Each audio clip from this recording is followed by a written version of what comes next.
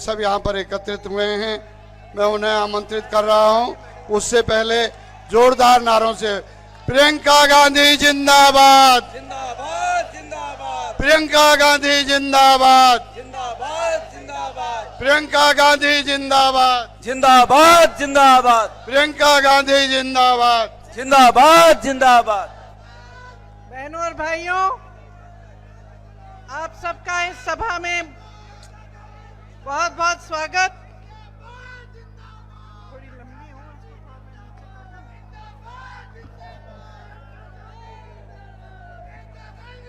श्री यशपाल आर्या जी, श्री गणेश गोडियाल जी, श्री प्रकाश जोशी जी, श्री प्रदीप टमटा जी, मंच पर विराजमान सभी नेतागण, कांग्रेस पार्टी के पदाधिकारीगण, आप सबका बहुत बहुत स्वागत इस सभा में।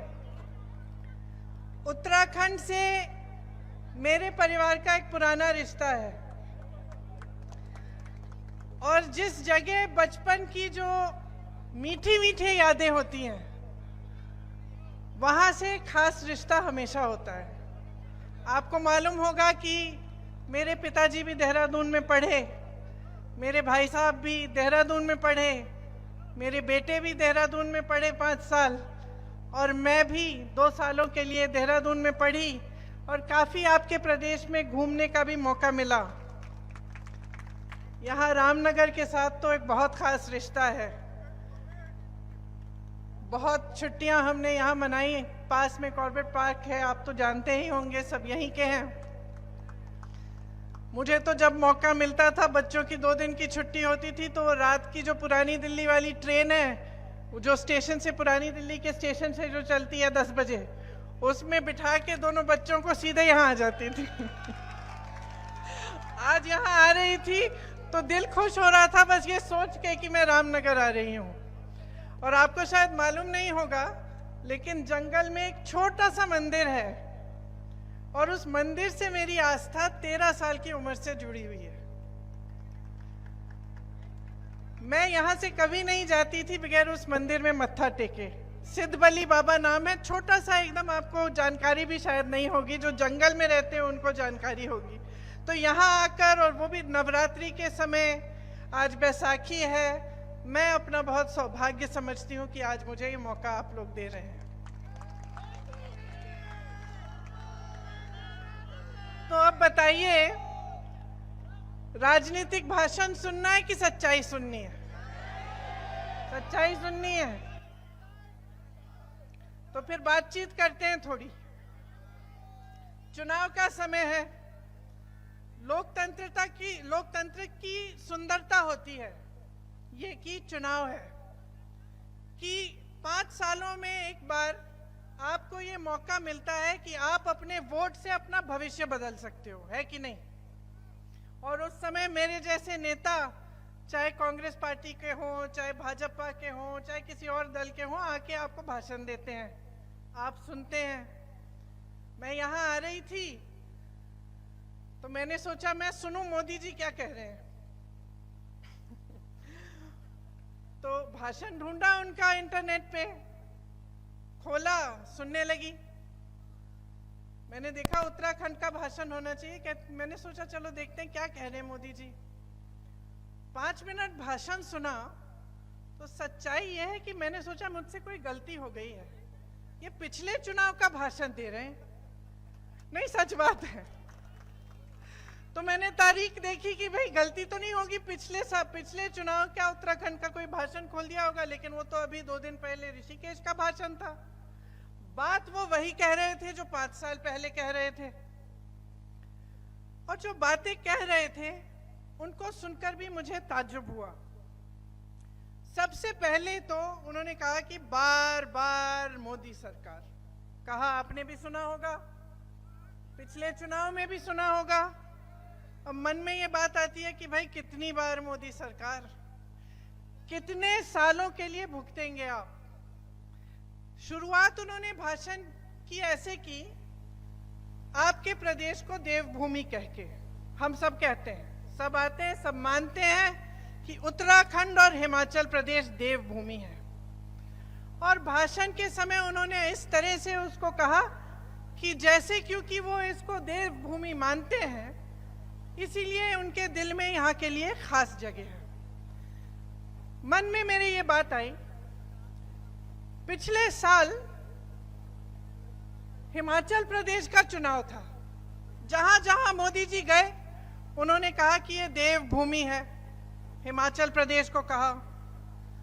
चुनाव कांग्रेस जीती। कुछ महीनों बाद आपदा आई, भयानक आपदा आई, लोगों के घर बर्बाद हो गए। एक परिवार था, 7 परिवार के सदस्य बह गए, मंदिर टूटे, पहाड़ गिर गए। उस समय जब सबसे ज्यादा जरूरत थी उस देवभूमि को, जब जनता तरस रही थी कि राहत मिले, कांग्रेस का एक एक नेता, कांग्रेस का एक एक मंत्री राहत के कार्य में जुटा हुआ था। मुख्यमंत्री खुद दौरा कर रहे थे, 24 घंटे घूम रहे थे, जाकर लोगों को राहत पहुंचा रहे थे। भाजपा का एक नेता नहीं दिखा, मोदी जी नहीं दिखे। दिखना छोड़िए, उसी भूमि को जिसे वो कह रहे थे अपने भाषण में देवभूमि कह रहे थे, जिसे वो कह रहे थे कि वो पूजते हैं, उसी भूमि के लिए उन्होंने एक पैसा राहत नहीं दिया, आज तक नहीं दिया है। जितनी राहत थी वहां हिमाचल प्रदेश की सरकार ने खुद दी, क्योंकि केंद्र सरकार देना नहीं चाह रही थी, क्योंकि देवभूमि उनके लिए सिर्फ उसी समय थी जब चुनाव का भाषण देने का समय था। जब आपदा आई, जब मुश्किलें हुई, जब लोग संकट में थे, तो देवभूमि नहीं रही। और मुझे उनका यहाँ का उत्तराखंड का भाषण सुनते हुए मेरे मन में ये बात आई कि एक उनके लिए कर्मकांड हो गया है, आदत बन गई है।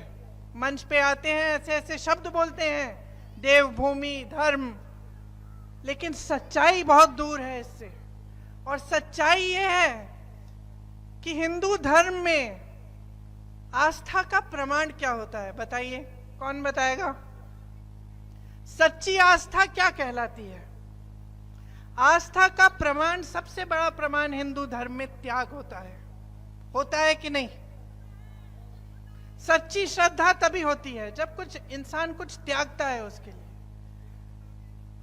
और मुझे लगता है कि जब कोई त्यागता नहीं है तो उसके मन में सच्ची श्रद्धा जाग नहीं सकती। मैंने त्याग देखा है।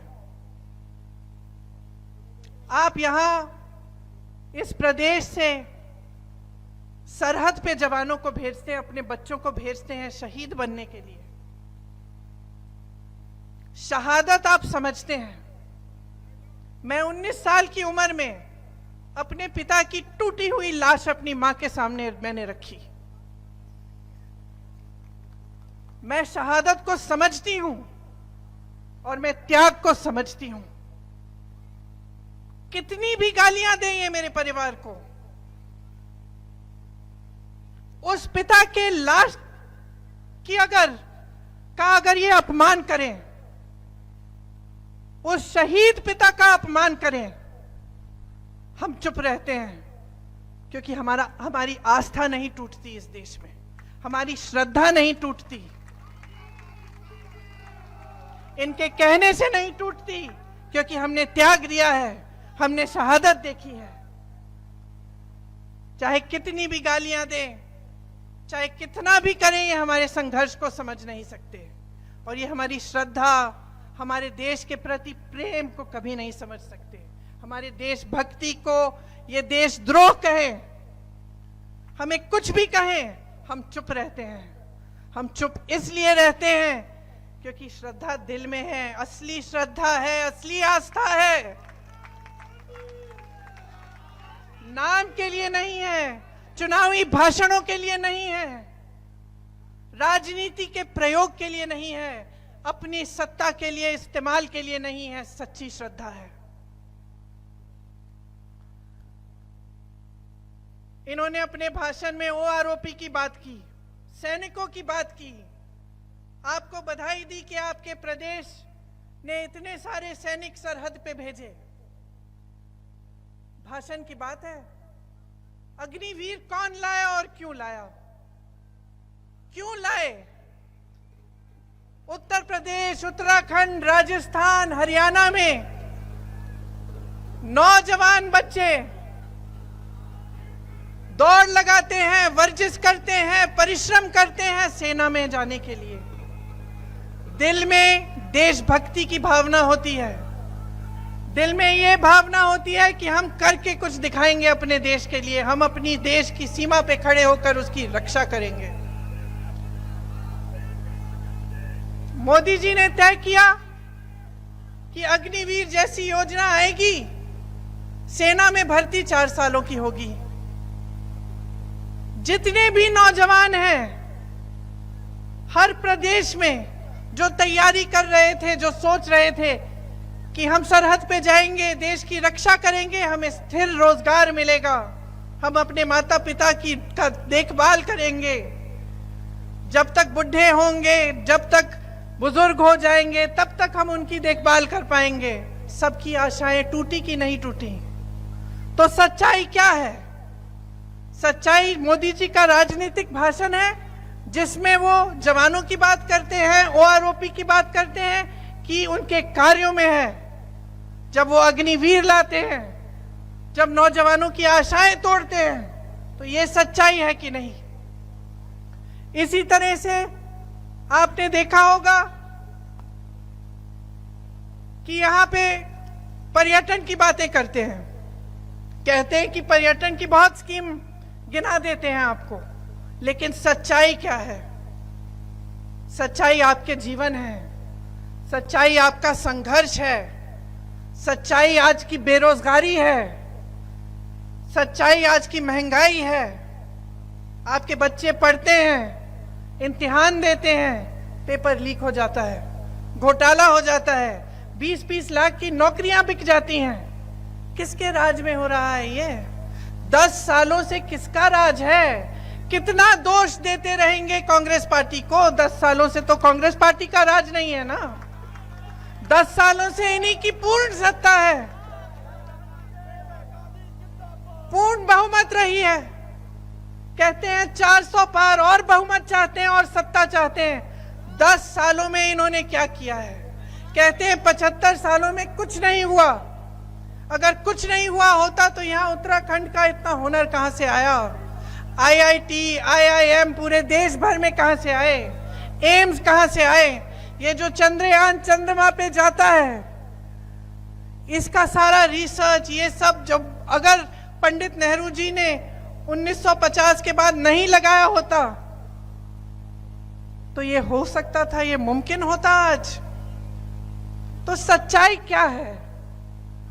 आज इतनी महंगाई है, मेरी बहनें बैठी हैं, आपके सामने कहते हैं कि सिलेंडर का दाम घटाएंगे। अरे पिछले इतने सालों से 1200 तो था ना, था कि नहीं था? किसका राज था? बीजेपी का था? मोदी जी का था? तो पहले कम क्यों नहीं किया? पेट्रोल डीजल के दाम बढ़ते चले जा रहे हैं। किसान खेती में खून पसीना अपना दे रहा है, कुछ कमा नहीं पा रहा है। कल मैं किसी से बात कर रही थी, दिल्ली में, उत्तराखंड के हैं, पलायन करके गए हैं। मैंने पूछा भाई घर कब जाते हो? साल में 1 बार जाता हूँ। मैंने पूछा दिल लगता है? बोला कि अब मजबूरी है, शहर में तो दिल लग नहीं सकता, लेकिन पूरे परिवार को ले आया हूँ। साल में 1 बार 1 महीने का मौका मिलता है, जब जाता हूं तो ऐसा लगता है कि 1-2 महीने और बैठूं। दिल नहीं करता घर आने, यहाँ आने का।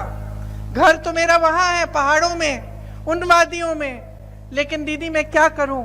वहां नौकरी नहीं मिलती, वहां रोजगार नहीं मिलता। तो ये बड़ी बड़ी बातें, टूरिज्म, ये वो, ऐसी स्कीम वैसी स्कीम, तो सच्चाई पे क्यों नहीं उतर रहे हैं? तो रोजगार क्यों नहीं है आपके प्रदेश में? आपको बाहर क्यों जाना पड़ रहा है? इतना हुनर है। कुछ दिनों पहले मैं विदेश में थी, विदेश में एक रेस्टोरेंट में थी, तो एक व्यक्ति आए मेरे पास कि फोटो खींच लूं मैं आपके साथ। मैंने कहा खींचिए। कहाँ के हैं? मैं उत्तराखंड का हूँ। क्या करते हैं? खाना पकाता हूँ। और उन्होंने मुझे बताया कि कितने हुनर के साथ कितने सारे उत्तराखंडी लोग बाहर विदेश में शेफ बने हुए हैं, बड़े बड़े ऐसे कार्य कर रहे हैं। लेकिन उनको यहां पे आपके अपने प्रदेश में रोजगार नहीं मिल रहा है। हम क्या कह रहे हैं?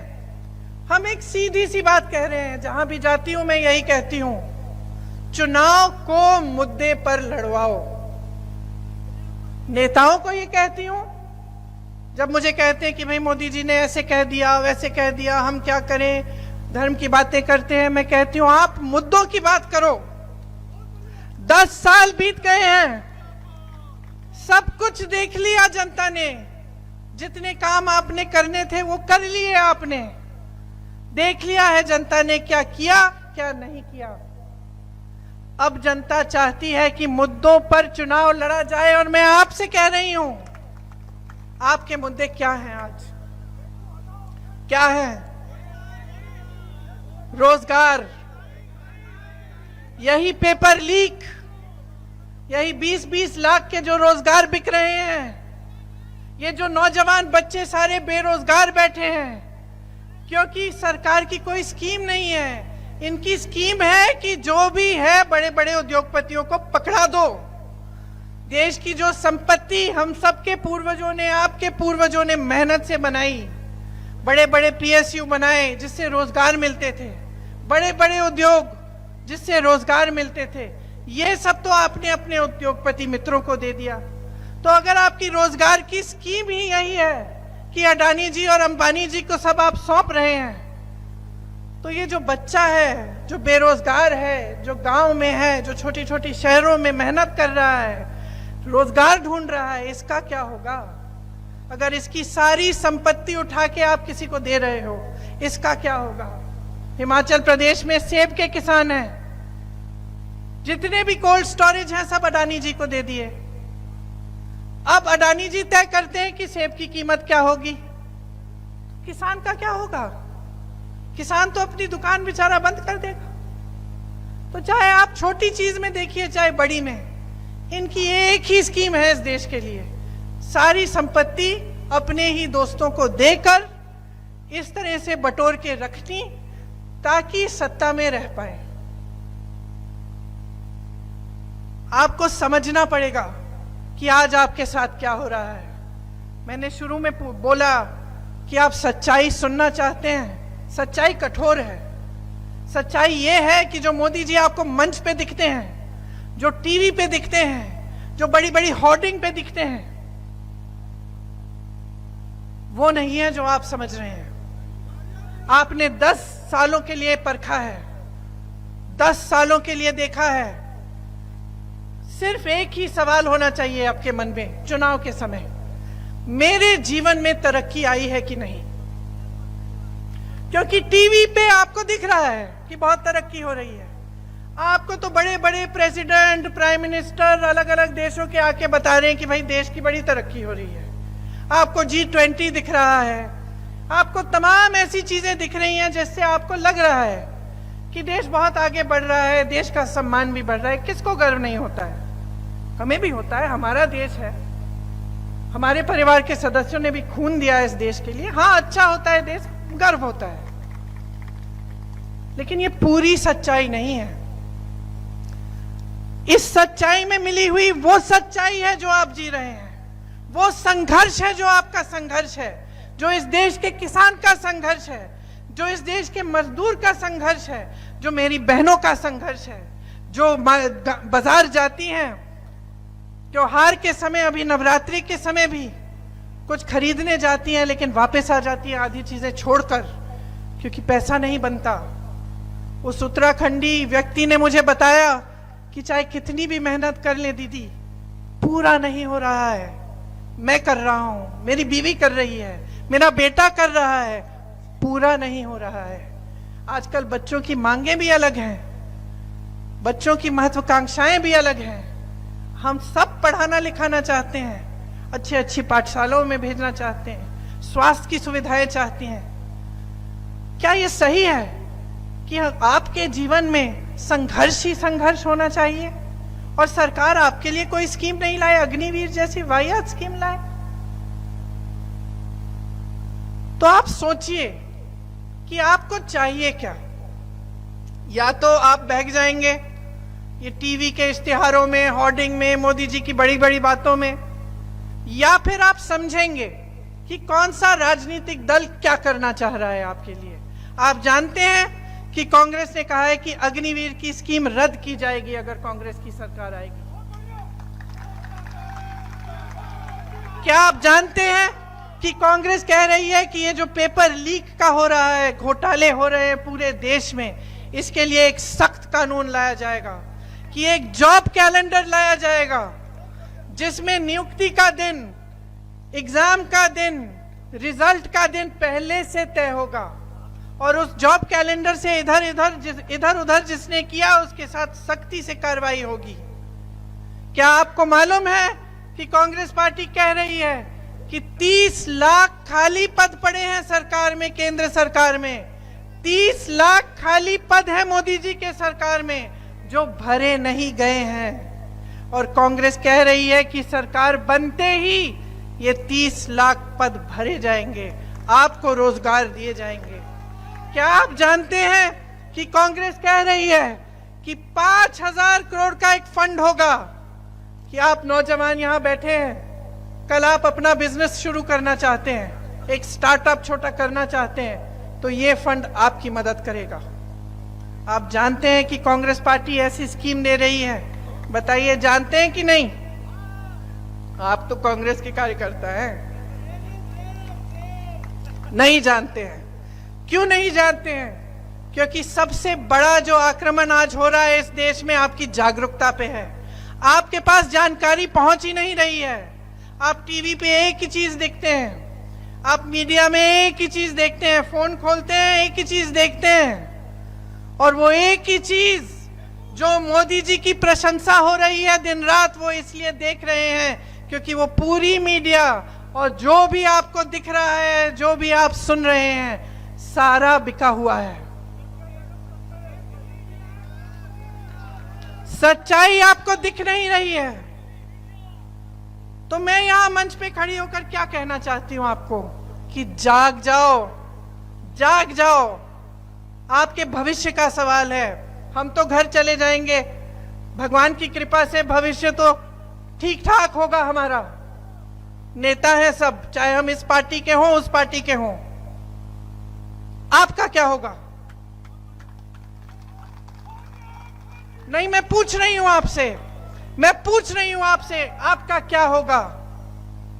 क्या आप 5 साल और यही होर्डिंग देखते रहेंगे, टीवी देखते रहेंगे कि कहीं ना कहीं तरक्की हो रही है, कि कहीं ना कहीं किसी नौजवान को मोदी जी ने नौकरी दे दी होगी, लेकिन हमें नहीं पता क्योंकि हमें तो नहीं मिल रही है।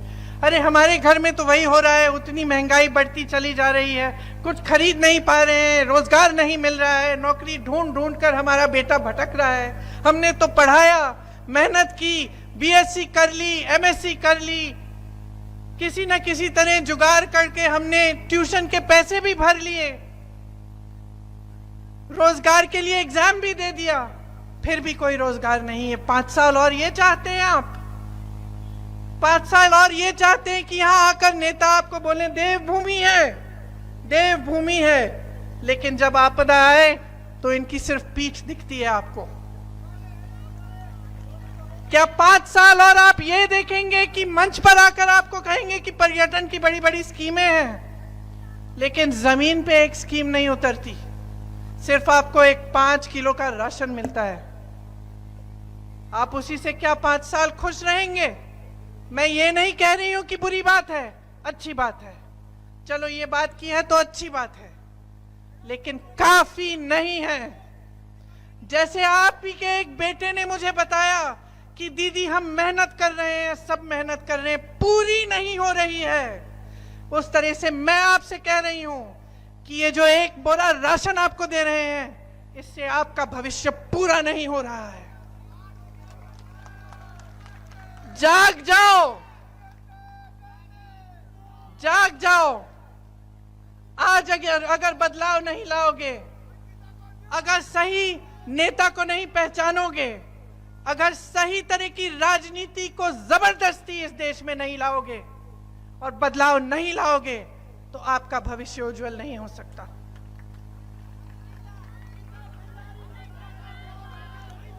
आपने सही कहा, आपने सही कहा।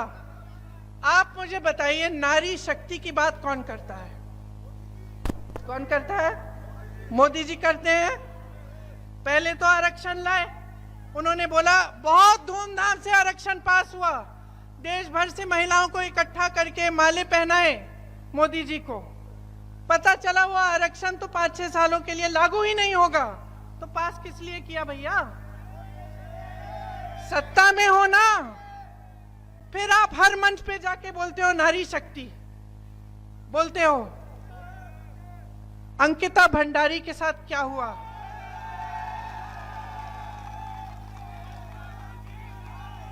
जिन्होंने उसका शोषण किया, जिन्होंने उनकी हत्या की, उनको संरक्षण कौन दे रहा है? मोदी जी बताएं। मोदी जी जब उत्तराखंड में आएंगे, जब मंच पे खड़े होंगे, तो पब्लिक मोदी जी से पूछे कौन संरक्षण दे रहा है।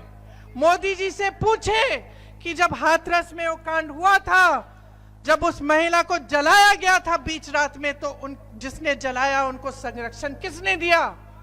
मैं गई थी, मैंने उस महिला के परिवार से बात की, उन्होंने मुझे बताया किसने संरक्षण दिया। आप मोदी जी से पूछिए किसने संरक्षण दिया।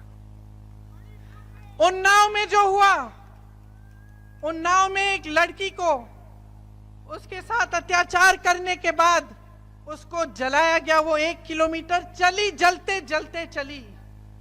उसके परिवार से मैं मिली, परिवार ने न्याय मांगा। मैं पूछती हूं कि उसके हत्यारों का संरक्षण किसने किया? मोदी जी से पूछिए।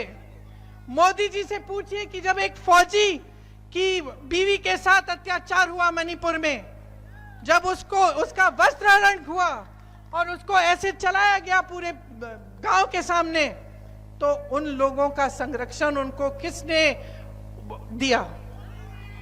किसने दिया? मोदी जी से पूछिए। मोदी जी से पूछिए कि जब ओलंपिक का मेडल जीत के आई, जो रेसलर्स थी महिलाएं जीत के आई, तब तो आपने चाय पिलाई उन्हें, घर बुलाया उनको, और जब सड़क पे बैठी कि हमारे साथ अत्याचार हो रहा है, मोदी जी सुन लीजिए, मोदी जी 5 मिनट के लिए हमसे बात कर लीजिए, तो मोदी जी कहां थे? कहां थे मोदी जी? जब उत्तराखंड आएंगे मोदी जी, उनसे पूछिए कि ये जो आप नारी शक्ति की बात करते हैं, इसका मतलब क्या है? मोदी जी, मतलब क्या है? आप कोई भी ऐसी बात करते हैं जिसमें गहराई है, जिसमें असली श्रद्धा है नारी के लिए, नौजवान के लिए, सैनिक के लिए, किसान के लिए। किसान निधि की बात करते हैं, किसान निधि की बात करते हैं, कहते हैं बहुत खुश होना चाहिए किसानों को क्योंकि हमने किसान निधि दी है। बहुत अच्छा। जब आपदा आती है तो किसान के पास कोई आता है मुआवजा देने के लिए? मुआवजा मिलता है? जब किसान आंदोलन कर रहा था, मोदी जी कहां थे? मैं बताती हूं कहां थे। किसान आंदोलन कर रहा था दिल्ली के बॉर्डर पे, ठंड में 600 किसान शहीद हुए, बैठे थे ठंड में, पानी काटा गया उनका, कभी कभी बिजली काट देते थे, महीनों के लिए बैठे रहे। मोदी जी कहां थे? दुनिया में भ्रमण कर रहे थे, और जब दिल्ली में थे तो उनका घर मात्र 6-7 किलोमीटर दूर था। एक बार किसानों को बुलाया नहीं, एक बार किसानों के पास नहीं गए, एक बार किसानों की सुनवाई नहीं हुई। चुनाव आने लगा, उत्तर प्रदेश का चुनाव था उस समय, मैं प्रचार कर रही थी उधर। चुनाव का समय आने वाला था, 2 महीने बचे थे, अब चुनाव आ रहा है, अब सत्ता की बात है, अब राजनीति की बात है, अब सत्ता बचानी है।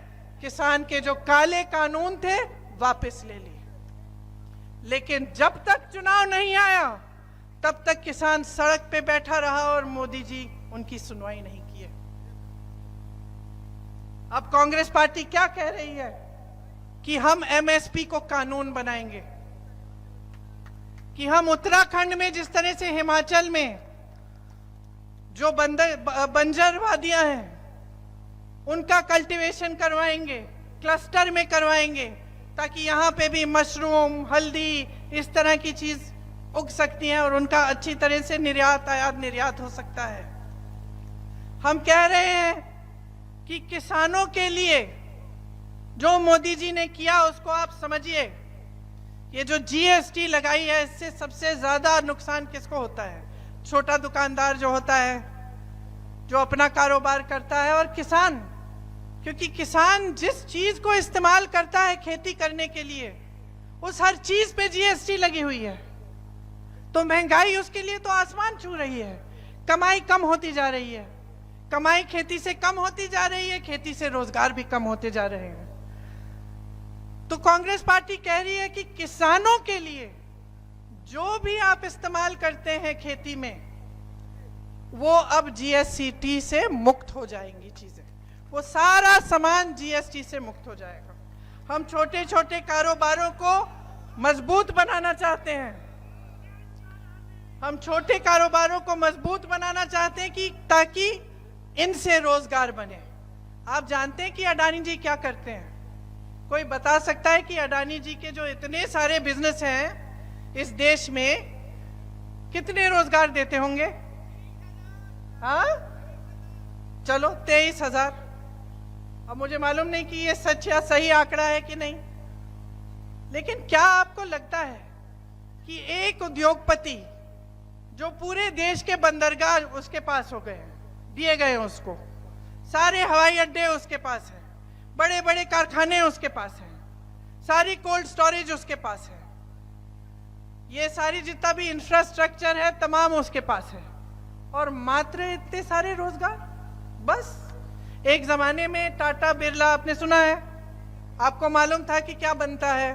टाटा ट्रक बना रहा है, कुछ और बन रहा है, ये आप जानते थे कि भाई ये काम है इनका, ये बनाते हैं और ये बनाने में हमें रोजगार मिलता है।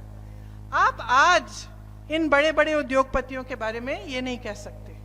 मैं सबकी बात नहीं कह रही हूं, मैं 2-3 उद्योगपतियों की बात कर रही हूं जो इनके खास हैं, जिनको इन्होंने पूरी संपत्ति सौंप रखी है। तो हम चाहते हैं कि जो रोजगार पैदा करने वाले उद्योगपति हैं, जो तमाम भरे हुए हैं इस देश में, चाहे बड़े हों, छोटे हों, मीडियम साइज के हों, उनको बढ़ावा दिया जाए ताकि रोजगार बने। जो खाली पद हैं उन्हें भरा जाए, महंगाई को घटाया जाए। सिलेंडर जहां जहां कांग्रेस के प्रदेश है, कांग्रेस की सरकारें हैं, वहां पूछिए गैस सिलेंडर का क्या दाम है। राजस्थान में देखिए 25 लाख का बीमा था, स्वास्थ्य बीमा।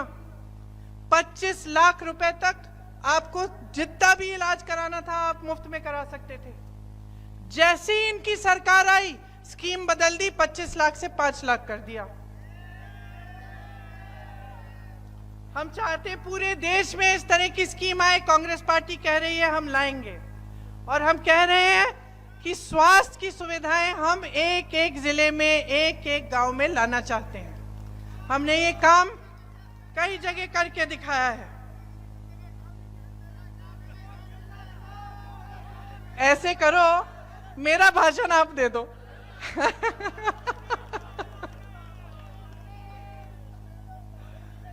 सही कह रहे हो, सही कह रहे हो।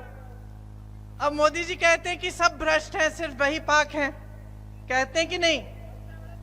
और अपने मुंह मियां मिट्ठू खुद की तारीफ खुद करते हैं कि भाई मैं ही एक ईमानदार हूं इस पूरे देश में, बाकी सब चोर हैं। 2 मुख्यमंत्रियों को जेल में डाल दिया, हाँ? बाकी जितने मुख्यमंत्री उनके नहीं है उन पे केस डाल दिए। मेरे भाई का घर ले लिया, ये पता नहीं क्या क्या कर दिया, कैसे कैसे केस, कहीं सूरत में केस है तो कहीं बिहार में केस है तो कहीं और केस, ताकि वो दौड़ते रहे एक जगह से दूसरी कचहरी में। ठीक है, सारी एजेंसियों का इस्तेमाल कर लिया, सारी एजेंसियों का इस्तेमाल कर लिया कि भाई इस पे दबाव डालो, इसको भाजपा में ले आओ, उस पे दबाव डालो, उसकी सरकार तोड़ दो। हिमाचल में पैसे दे दिए विधायकों की, तुम इधर से उधर हो जाओ, हमारी पार्टी में आ जाओ। और ये काम सरकारों को तोड़ने का, लोगों को भ्रष्ट कहने का, एजेंसियां भेजने का, ये काम करते जा रहे हैं दिन भर। बहुत व्यस्त हैं इस काम में, इतने व्यस्त हैं कि आपके रोजगार के बारे में भूल गए हैं। कि महंगाई के बारे में भूल गए हैं। और फिर सच्चाई सुनिए, सच्चाई सुनिए कि सुप्रीम कोर्ट का ऑर्डर आया कि ये जो चंदा ले रहे हैं इसका खुलासा करिए। खुलासा किया, क्या पता चला? जो पुल बनाया था गुजरात में जो गिर गया, उसका चंदा खा गए। जो वैक्सीन लगी थी आपको कोविड में, उसका, जोर से बोलो, अब ऐसे अनगिनत चीजें हैं उसमें। किसी को ये ठेका दिया, चंदा लिया, किसी को पे एजेंसी डाल दी, उससे चंदा ले लिया कि भैया आप रिहा हो गए हो, तुम एजेंसी तुम्हें छोड़ देगी। तो भ्रष्ट कौन है? भ्रष्ट कौन है बताइए?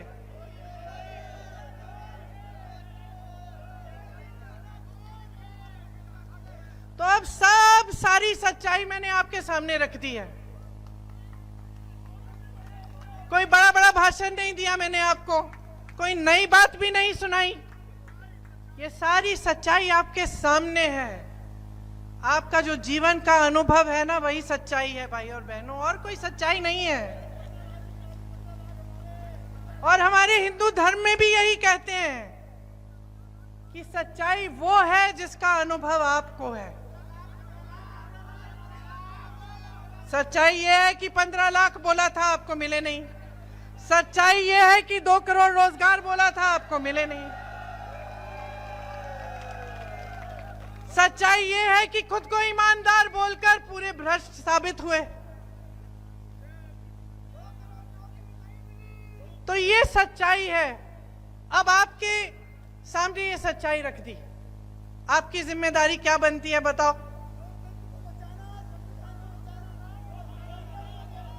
तुम तो नेता बनोगे।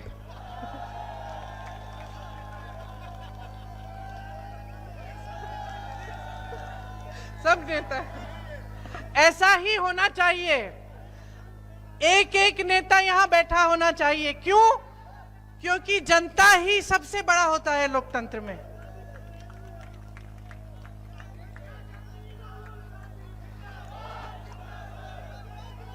देखिए, आप पब्लिक हैं, ये लोकतंत्र है। इस लोकतंत्र के लिए बहुत मेहनत की, बहुत लोगों ने, आपके पूर्वजों ने की। अब आपकी बारी है कि आप भी मेहनत करें। क्या मेहनत? आप अपनी जिम्मेदारी को समझें, जागरूक बने। जो पार्टियां कह रही हैं, जो स्कीम आपके लिए लाना चाहती हैं, देखिए कि भाई ये सच्चाई है कि नहीं। अच्छा, ये ऐसा कह रहे हैं, ओपीएस की बात हुई, क्या कांग्रेस के प्रदेशों में आज ओपीएस लागू है कि नहीं? पता करिए ना, क्योंकि लागू है। जो कांग्रेस ने गारंटी दी, क्या वो लागू है कि नहीं? क्या कर्नाटका में जो महिलाओं को कहा था कि 1500 रुपए आपको मिलेंगे, वो मिल रहे हैं कि नहीं? या शायद कर्नाटका में और थे, 2000 थे। आज हम कह रहे हैं कि हर गरीब महिला को 1 लाख रुपए सालाना मिलेंगे। केंद्र देगी, केंद्र की सरकार देगी। आज हम कह रहे हैं कि अगर एक नवयुवक के पास रोजगार नहीं है, उसको सरकार पैसे देगी जब तक उसको रोजगार नहीं मिलता है। अप्रेंटिसशिप की स्कीम है। तो ये सब बातें आप समझिए, इनको जानिए, क्योंकि इन्हीं से आपका भविष्य जुड़ा है। जो आप देख रहे हैं वो सच्चाई नहीं है। तो अपने अनुभव पर उतरिए, अपनी असलियत को समझिए, और जो नेता आपके सामने हैं, जो धर्म की बातें करते हैं लेकिन धर्म का इस्तेमाल करते हैं वोट लेने के लिए, उनको समझिए। परख लिया आपने, देख लिया है, बहुत हो गया है। अब ये बार बार मोदी सरकार नहीं चलेगी। इस बार जनता की सरकार बननी चाहिए। इस बार उस बेरोजगार नौजवान की सरकार बननी चाहिए, उसको रोजगार मिलना चाहिए। इस बार एक ऐसी सरकार बननी चाहिए जो सर्वप्रथम, जिसके लिए सर्वोपरि आप है, जिसके लिए सर्वोपरि आपके मुद्दे हैं। आपकी महंगाई कम करना, आपके रोजगार दिलवाना, आपके लिए शिक्षा की सुविधाएं, आपके लिए स्वास्थ्य की सुविधाएं, कि आप गर्व से कह सकते हैं कि मैंने ये सरकार चुनी, ये मेरी सरकार है। अब बहुत लंबा हो गया मेरा भाषण, आपने खूब उसमें अपने मुद्दे डाले, तो मैं आज्ञा चाहती हूं, जब आप वोट डालने जाएंगे और किसी का मत सोचिए, और किसी का मत सोचिए, ना मोदी जी का ना किसी और का, अपना सोचिए, अपनी सोचिए, अपने भविष्य के बारे में सोचिए, अपने बच्चों के बारे में सोचिए। और अपने भविष्य को बनाने के लिए एक ही सरकार आ सकती है, कांग्रेस की सरकार। आप सब ने बहुत ध्यान से मेरी बातें सुनी, आपको बहुत बहुत धन्यवाद। एक बार मेरे साथ कहिए, जय हिंद, जय हिंद, जय हिंद।